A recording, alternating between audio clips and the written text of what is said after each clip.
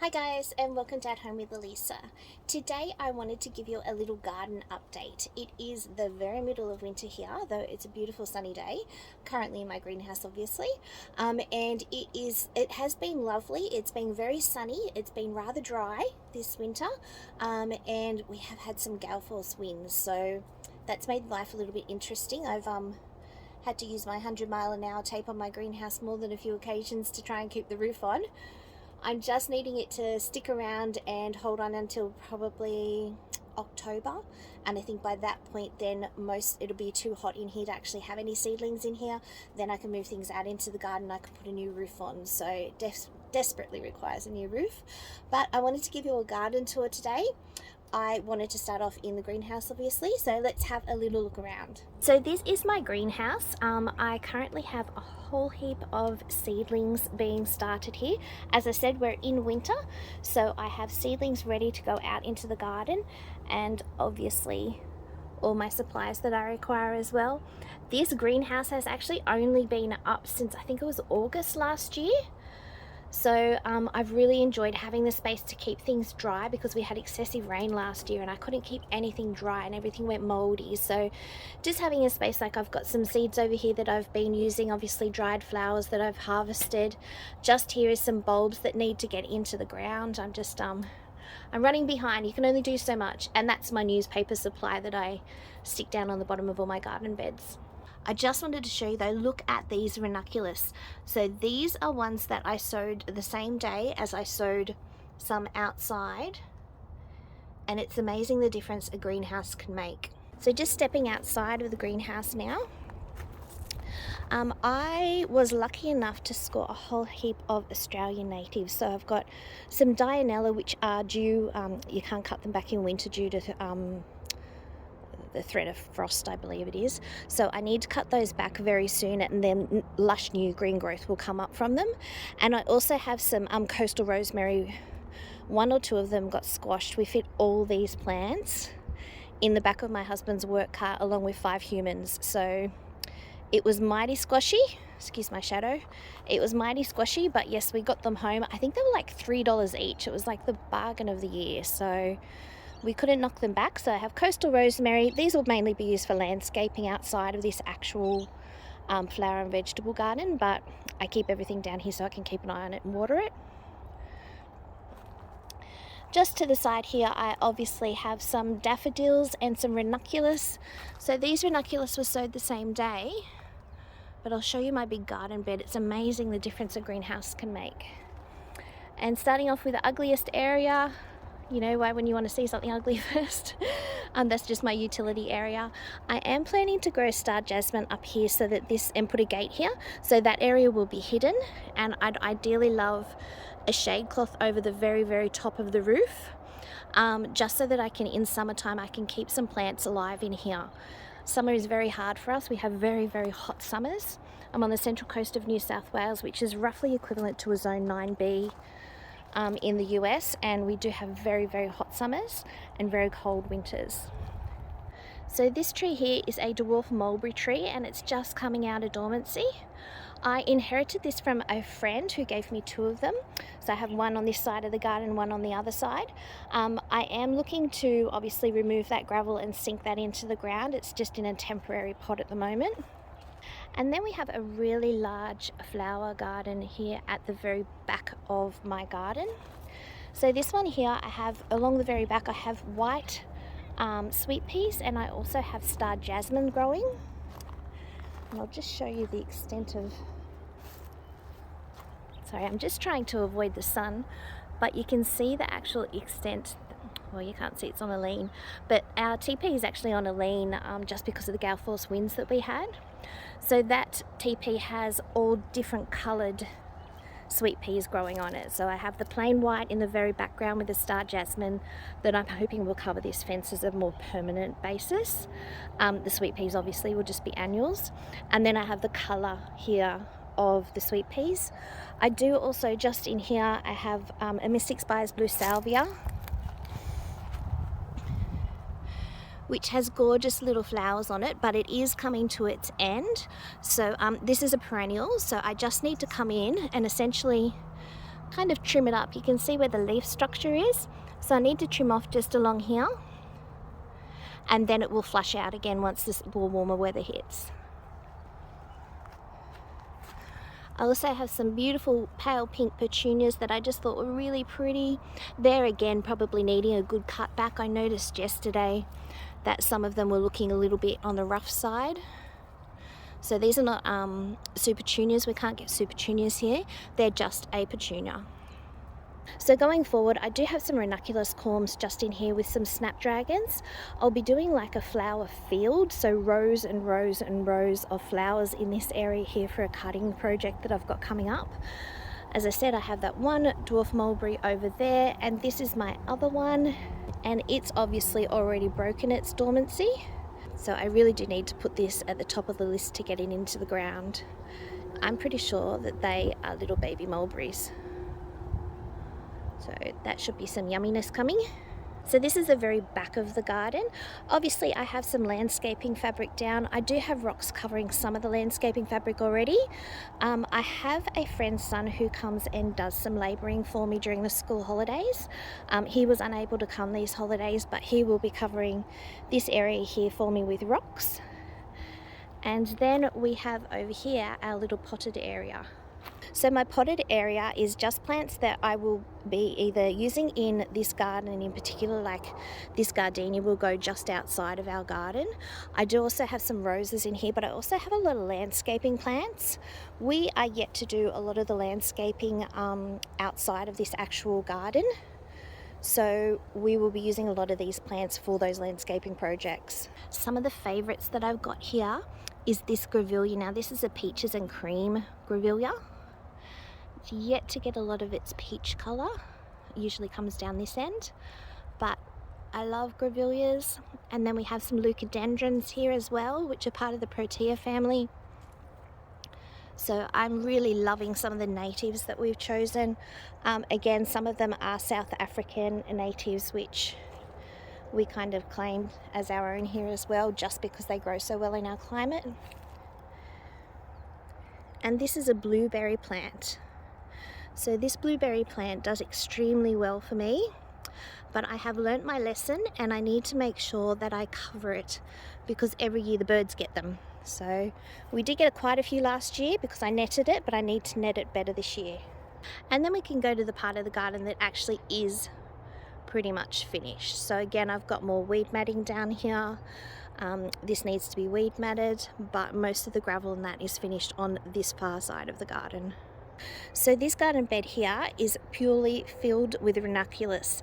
Now these ranunculus were actually sown the exact same day as those ones that were in my greenhouse.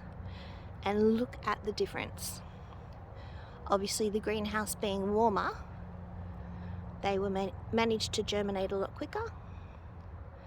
But I cannot wait for this whole garden bed to be filled with beautiful, beautiful ranunculus. So looking forward to that. I am looking at mirroring these, this garden bed here, have another one exact same size and another one the exact same size. So that's the plans going forward. It's just you can only do as much as you can do. Just here, this month I actually planted this up. It has an alpine strawberry in it. It was one alpine strawberry plant and I managed to actually divide it into quite a few little plants. It just split up really, really easily. So I have alpine strawberries around the outside and I have these gorgeous little pansies. I just love the colours of them. They were all so soft and muted and just gorgeous. So I can't wait for that to settle in. And then I have what looks like this crazy rock area here. We do have some flooding occasionally. This is the way that it sort of comes in, and I'm going to do this like a dry river creek bed. So I'm looking at landscaping it soon, but it just isn't done yet. This garden over here is what I call my seed only garden bed. So I obviously have one beautiful fruit tree which is struggling. I'm yet to really get a good harness on my citrus, so fingers crossed it still comes on. But this is an orange navel, or navel orange.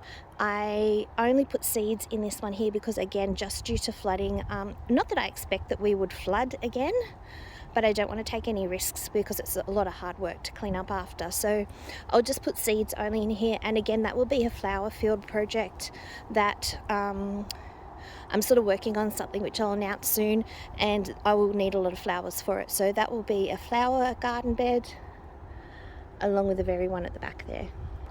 Then we have our beautiful chickens. Absolutely love having my little chicken friends here in the garden. And here I have a garden bed that mainly has lupin, which are absolutely stunning when they flower. And it does have a lot of yarrow. Now the yarrow is earmarked for eviction, just because it's just a bit of a bully in the garden. So I will be taking these yarrow plants out, also known as Ancilla. I'll be taking these yarrow plants out and actually putting them into a landscaping project at a later date. But yeah, I do like them in the garden. They're just too rough for everything else. They just bully everything out. So I'll take those out. I also have a plant here called Ostromerium, which at the moment it's just reshooting.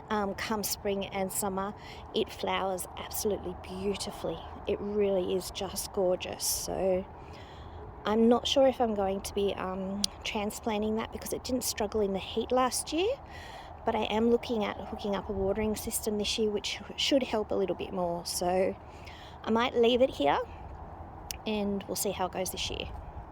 And you can see our crazy work in progress area. So obviously this garden bed is not done yet. So the gardenia that I had before will be going in here along with another one. And I also have 2 Pierre de Ronsart roses, which are Eden climbing roses. And we'll be putting a big frame over, I'm trying to keep the sun out, sorry. We're trying to put a big frame over the top, big arbor over the top here, and the roses will grow up the arbor. But this is the opening to the garden. This is where I normally start my garden tours. And we just have the Magnifica gardenias, which I absolutely love. The scent of a gardenia is absolutely stunning, and I love the plain white flowers. They're actually the biggest gardenia that you can get. The flowers are huge, so I love them. This was another project that I worked on this month. I love mint. I absolutely love using mint in cooking and in cocktails, and I really, really love mint. So I wanted to give it mint's evasive, so it will literally take over every other plant that you have. So you really want to make sure that you keep it contained. It spreads underground, so make sure that if you are planting a mint that you always keep them separate from everything else in their own pot. But I also planted some daffodils underneath as well. So they're my favourite daffodil, which is a precocious daffodil, and I can't wait for them to pop up. I've not seen any signs of life yet, but I cannot wait for them to pop up. Another thing that we did this month is we actually looked at hooking our grey water up into the garden. So currently we have a large pipe coming from our house. So our grey water runs through a grease trap and then through 3 filters, and then it comes down to the garden. And it's safe to use on ornamental plants, so flowers, but you don't want to use on any food. And we need to use a purple hose, which indicates purple in our, I think it's in our state, indicates that it's grey water. So we can use that on roses, this is my rose garden, or soon to be rose garden. I can use it on roses, I just can't use it in any vegetables. So perfectly safe for ornamental flowers, just not for any food. So currently setting this garden bed up. It was filled last month with, I had beetroot, I still had tomatoes. Can't believe you can have tomatoes in July here, but we had tomatoes, had quite a few fruit crops, obviously that alpine strawberry, and I'm just looking at very soon I will need to do my roses. So in my area we actually need to do all our rose pruning in July. So there's a saying that to prune in June is to prune too soon. So I will be pruning all of our roses, treating our roses for any fungal diseases, stripping all the leaves back, and I'll also be transplanting a few of them into this new garden bed. So that will happen within the next couple of weeks, I believe. So yes, this garden bed will actually be filled with a lot of roses. I'll also have some bearded iris, which I'll be transplanting from this long garden bed here. And I also have a whole heap of those bulbs on the desk there in the greenhouse, which is mainly daffodils and jonquils, so I will be transplanting those in here along with a lot of those ranunculus. But these here are just some sweet peas that I have growing. They're a short sweet pea, so they only grow to here, so they should look really nice on that trellis. And then over in the corner here, I need to remove this prostrate rosemary. So obviously it's a food plant, so we don't use it very often, but I do need to get it out of the garden because, again, purple grey water. And here we have a mandarin tree. So I'm yet to get fruit. The possums always seem to beat me to the fruit. So I really need to concentrate on feeding my citrus this year, watering it religiously, and also netting it so that nobody gets the fruit but us. I don't mind sharing, but I would like at least to try some of the fruit that we're actually trying to produce. So this is the rose garden. It's a little bit neglected at the moment. It is still putting off some beautiful roses. I'll see if I've got some down the end here. But again, we're just looking at redoing this just because this area just here, this grass area, will be very shortly an extension of this garden.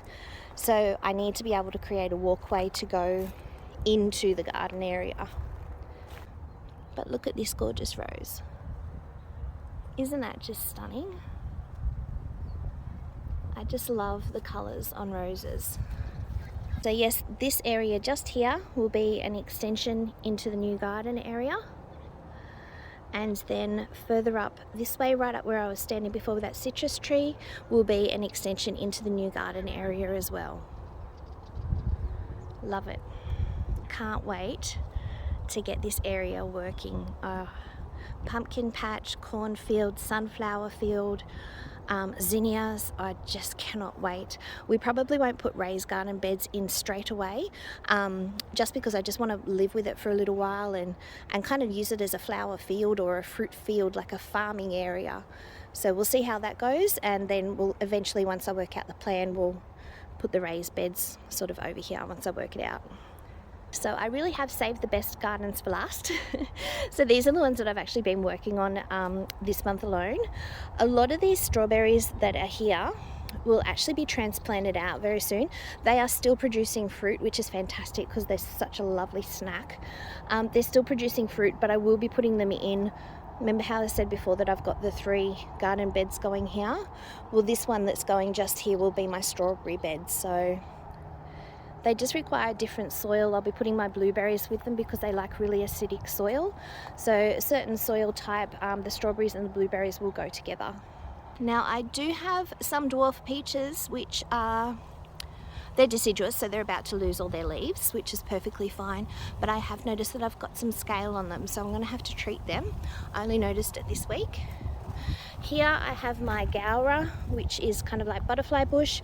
It has been cut back for winter, and I noticed that the ones on this side of the garden have already started to reshoot. So you can see they're starting to get there. So these ones might end up flowering before the other side. Again, we have our beautiful big urn here, which was a gift to us. It is a water feature. However, we don't have it running as a water feature here. I just have it as just a huge big garden ornament, and I absolutely adore it. We have it lit up, obviously you can see there. We have it lit up for night time, and it just looks so beautiful. So beautiful. Up this end of the garden is where I've actually been working mainly this month. So obviously we still have another dwarf peach tree. We have the strawberries on the outside. But this month I actually transplanted, you can hardly even see them actually on the camera. This month I actually transplanted these asparagus corms. So I had them in that flower bed that's now become a rose garden bed. And there's 3 there, 1, 2, and 3. And this one has already obviously got some asparagus on it. So you can see that green one, but there's a purple one here. And there's another purple one here. So, you can transplant asparagus. They don't recommend it, but clearly it seems to be working okay. And then it comes time for the twin garden beds. Now, I had this beautiful arbor here. It had beans on it, which have just finished. We've started ripping them down. So we had beans and a choco. The choco over here was starting to put up next year's growth. And my father, this is my first year growing choco.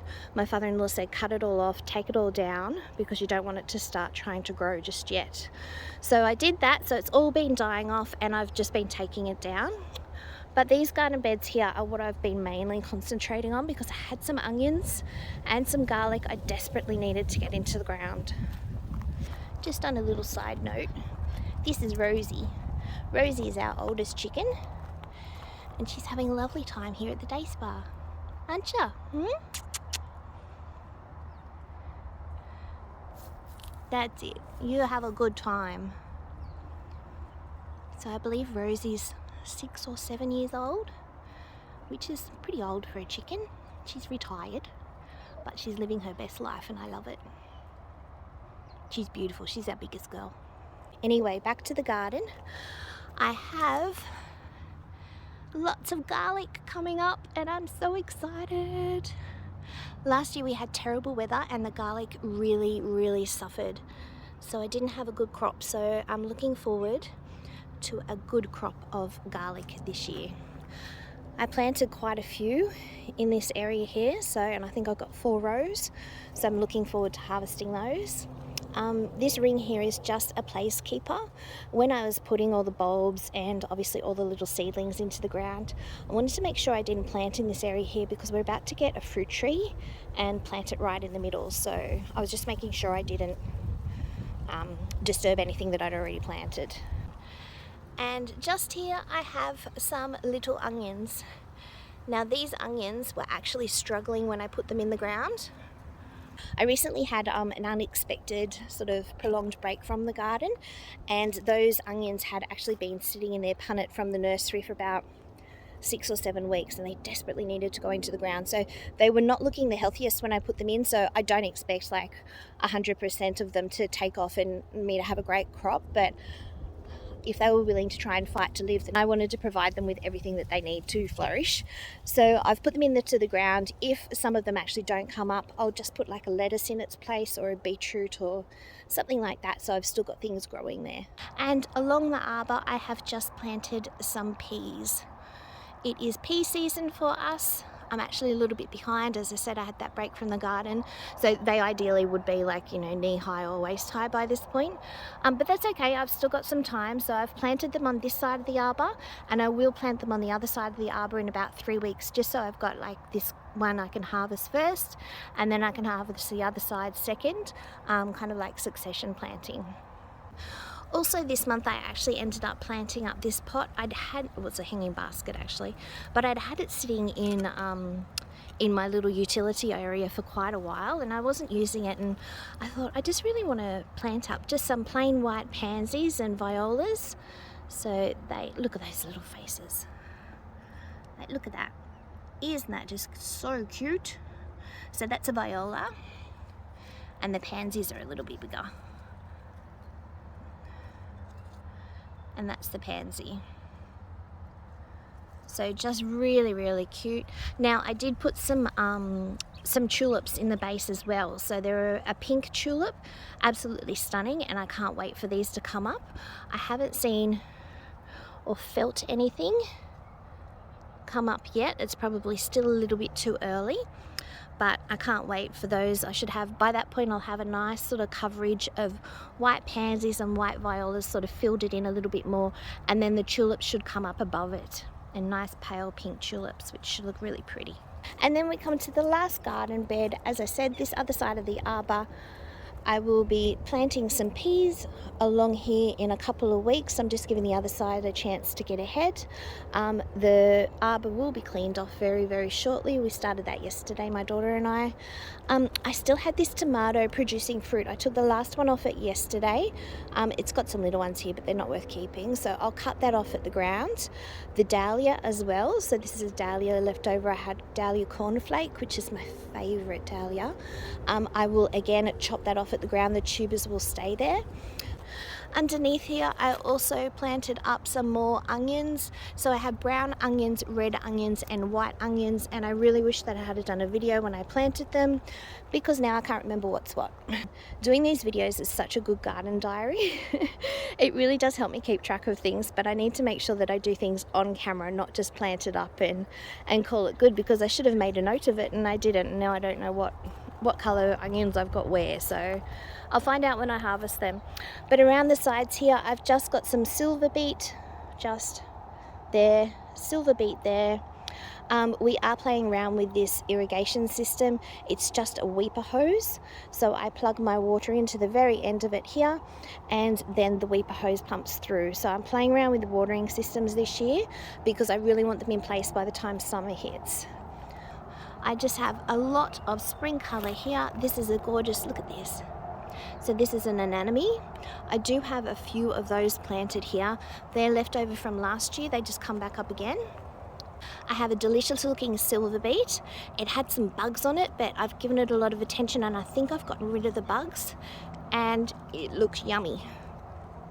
So some more silver beet, gerbras that need to be deadheaded, and just some more. So I've hidden all of my gerbras up this side of the garden because the summer sun hits the other side of the garden in the late afternoon, and over here they should be able to get some shade from whatever I've got growing on the trellis, so they're able to hide and get that afternoon shade that they need. It's just too hot, too dry. So that's a look at my July garden at the moment. I'm really happy with where it's at now. Obviously middle of winter, it's been a very dry winter, which has kind of been good because I've been able to concentrate on getting my irrigation system set up, so my grey water, and also just making things a little bit easier so that come spring and summer I should have my watering system set up and I can just put like water on each garden bed as it requires it. So that was one thing I found last year. It was like an hour and a half to water my whole garden, and in the middle of summer it's really hot to try and do that sort of thing. So there's a lot of other work that needs to be done, not just watering. So if I can get that sort of automated, it should make things a little bit easier for me coming this year. So I'm really happy with where my garden is at this point in time. Obviously I'll be looking at extending this way very shortly. My next door neighbour has a big, there's probably a really good name for it, but I'm kind of call it like a tractor or a bulldozer kind of thing. It's big and it's farm equipment and it will clear a lot of the land. I mentioned to him that we were going to sort of get somebody to do that for us, and he said, oh, I can do that, it'll take 15 minutes, like don't even worry about it. So he's going to be clearing that area for us, and that should almost double the size of the garden, which will be exciting. So it'll be something planning forward. Initially I just plan on putting down the black weed matting. It still lets air and water through to the ground, so your soil isn't damaged, I suppose, by having plastic over it. It still gets all the nutrients and that it needs, but it will smother out the weeds, which is something I battle with here in this garden bed. So if I can put the weed matting down straight away, I'm thinking that will at least help me then to have it under control without having to go through and actually weed everything all the time, because I don't really want to use any harsh chemicals here in the garden. So thank you so much for joining me here in the garden today. I hope you have enjoyed having a look at where my garden is at this point in time. It's definitely so much better than it was last month, and I think that's all that you can ask for, is if you do a garden tour, or I highly recommend it, even if you don't have a YouTube channel, do a garden tour and you can see the progress that you make within a month. It really is amazing. You know, if you look around you see a big to-do list, but you have to stop and actually look at what you can get done in a month and be realistic about it. And I'm really happy with where the garden's at this point in time. So I'm actually off to the nursery at the moment, so my husband is waiting for me, so I must go. But thank you so much for joining me today. Bye.